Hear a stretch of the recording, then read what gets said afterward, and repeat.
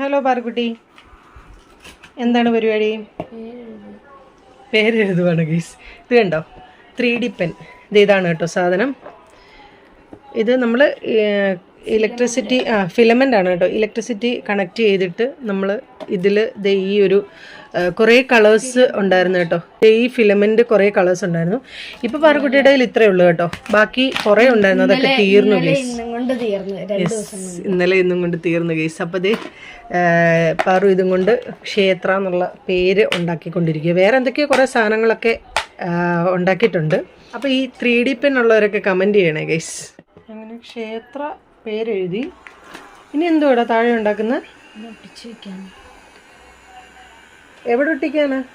ഇതിന്റെ തോട്ട്. ഓ, ഈ ബോക്സിൽ തന്നെയോ? അല്ലല്ല, ഇതിങ്ങനെ വെക്കാം. ഓ, സ്റ്റാൻഡ് ചെയ്ത് വെക്കാനോ?